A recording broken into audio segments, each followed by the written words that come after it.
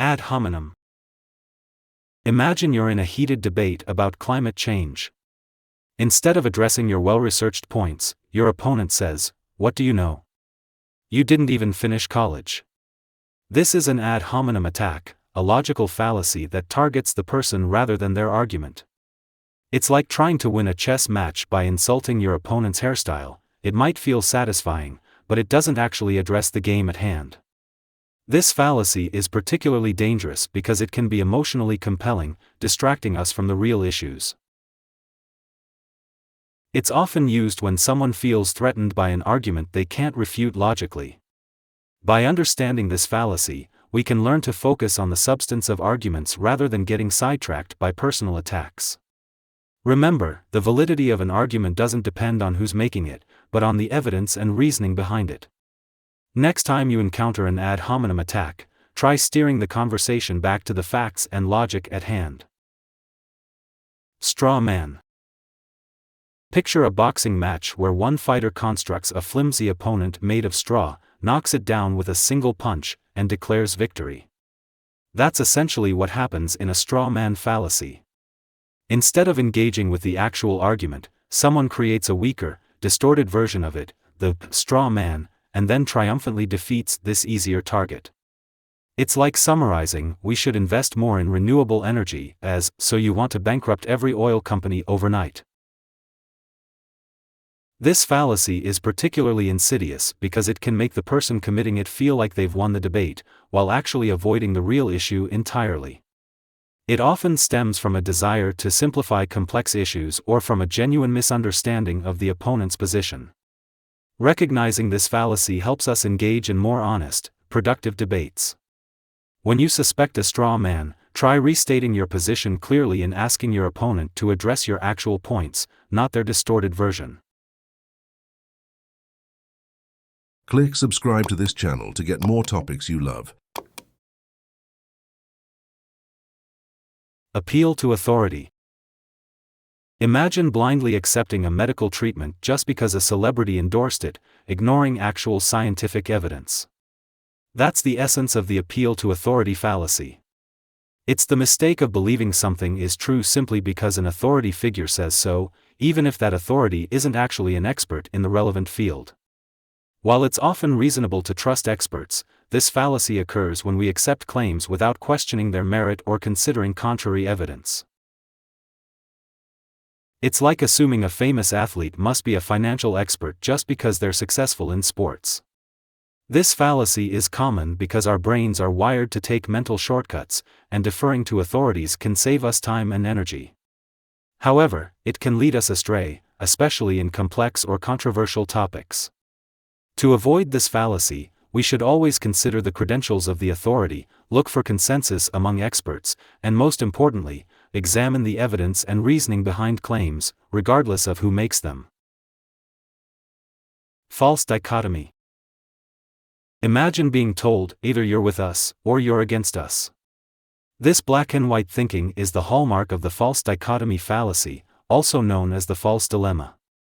It's the error of presenting only two options when in reality, there are more possibilities. This fallacy oversimplifies complex issues, forcing people into extreme positions and stifling nuanced thinking. It's like saying, you either love your job, or you should quit immediately, ignoring the possibilities of seeking improvements or finding a middle ground. False dichotomies are often used in emotional arguments or high-pressure sales tactics to manipulate people into making hasty decisions. They can be particularly dangerous in politics, where they can polarize debates and prevent compromise. To combat this fallacy, we should train ourselves to look for additional options and recognize the complexity of most situations. When faced with a supposed either/or choice, ask yourself, are these really the only two options? What alternatives might exist? Slippery slope. Picture yourself at the top of a snow-covered hill. The slippery slope fallacy is like claiming that taking one step down this hill will inevitably lead to tumbling all the way to the bottom. It's the error of arguing that a relatively small first step will lead to a chain of related events culminating in some significant, often negative, effect, without evidence that this progression is likely. For example, if we allow same-sex marriage, next people will marry animals. This fallacy exaggerates the consequences of an action and ignores the possibility of middle ground or stopping points. While it's important to consider potential consequences, the slippery slope fallacy takes this to an extreme, often playing on fears and emotions rather than logic. It's commonly used in political debates to resist change or in personal decisions to avoid taking risks. To counter this fallacy, we should critically examine each step in the proposed chain of events, considering whether each progression is truly inevitable or if there are points where the slide could be halted. Circular reasoning. Imagine trying to prove that a holy book is true by saying, "It's true because the book itself says it's true." This self-reinforcing loop is the essence of circular reasoning, also known as begging the question. It's a logical fallacy where the conclusion is assumed in the premise, creating an argument that essentially proves nothing.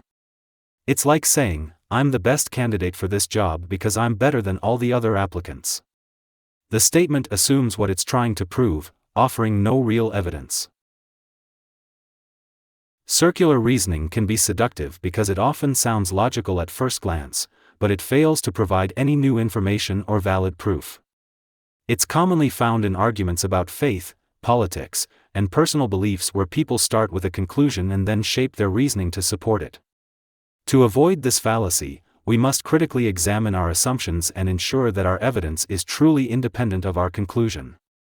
When evaluating arguments, ask yourself, does this really prove anything, or is it just restating the claim in different words? Hasty generalization. Picture judging an entire forest by looking at just one tree. That's the essence of the hasty generalization fallacy. It's the error of drawing a broad conclusion based on insufficient or unrepresentative evidence. For instance, someone might claim, "I met two rude French people, so all French people must be rude."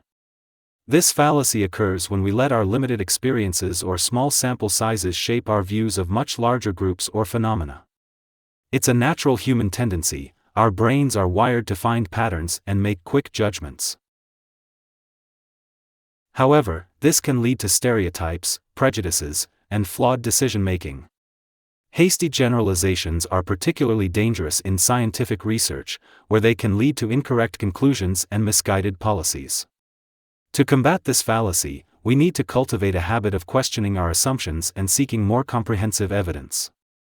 When you find yourself making a broad claim, ask, "Is my sample size large enough? Am I considering all relevant perspectives and data?" Red herring. Imagine you're hunting for a fox, and someone throws a smelly fish on the trail to distract the dogs. That's the origin of the term red herring, and it perfectly illustrates this fallacy. A red herring is an argument or topic introduced into a discussion to divert attention from the original issue. It's like being in a debate about healthcare policy and suddenly your opponent starts talking about their favorite childhood memories. While the new topic might be interesting, it's irrelevant to the matter at hand. This fallacy is often used deliberately in politics or debates to avoid difficult questions or to confuse the audience. It can also happen unintentionally when people get sidetracked in conversations. The danger of red herrings is that they can derail productive discussions and prevent real issues from being addressed. To avoid falling for this fallacy, always try to keep the main point of a discussion in mind. When a new topic is introduced, ask yourself, is this relevant to what we were originally discussing, or is it distracting us from the main issue? Tu quoque.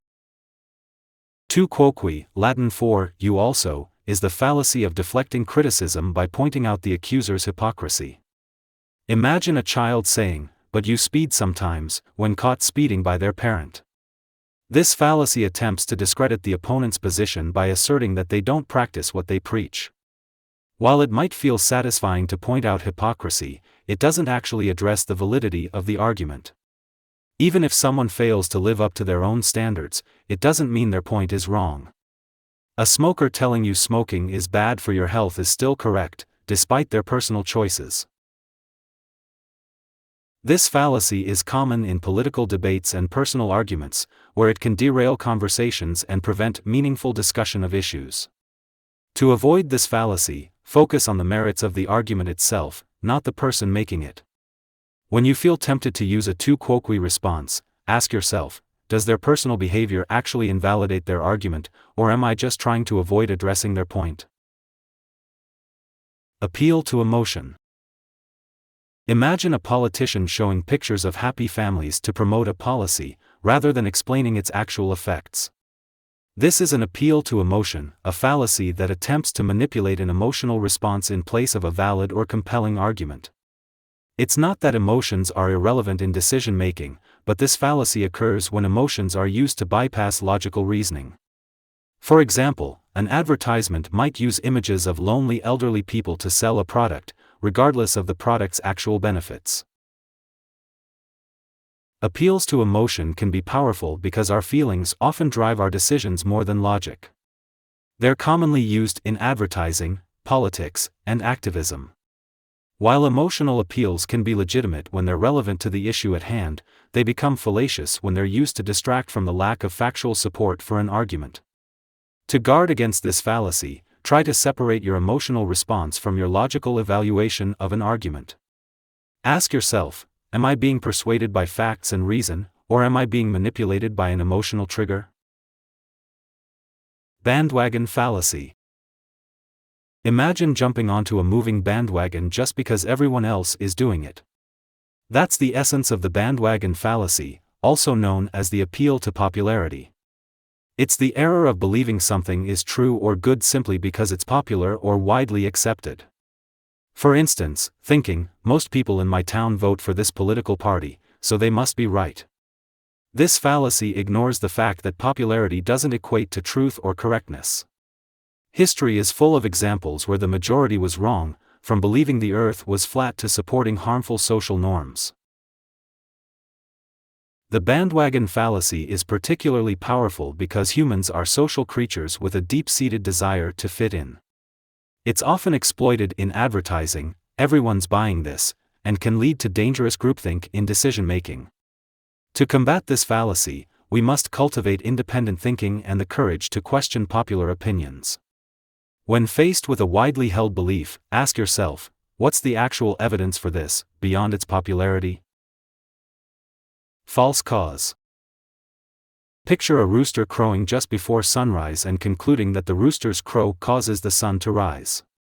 This illustrates the false cause fallacy, also known as post hoc ergo propter hoc, after this, therefore because of this. It's the mistake of assuming that because one event follows another, the first event must cause the second. This fallacy ignores the possibility of coincidence or other underlying factors. For example, I wore my lucky socks and our team won, so my socks must be lucky. We're naturally inclined to seek patterns and explanations, which can lead us to make these false connections. This fallacy is particularly common in superstitions, pseudoscience, and misinterpretation of statistics. It can be dangerous when applied to complex issues like health or economics, leading to misguided decisions. To avoid this fallacy, we must remember that correlation doesn't imply causation. When observing a sequence of events, consider alternative explanations and look for substantive evidence of a causal link. Ask yourself, what other factors could explain this relationship?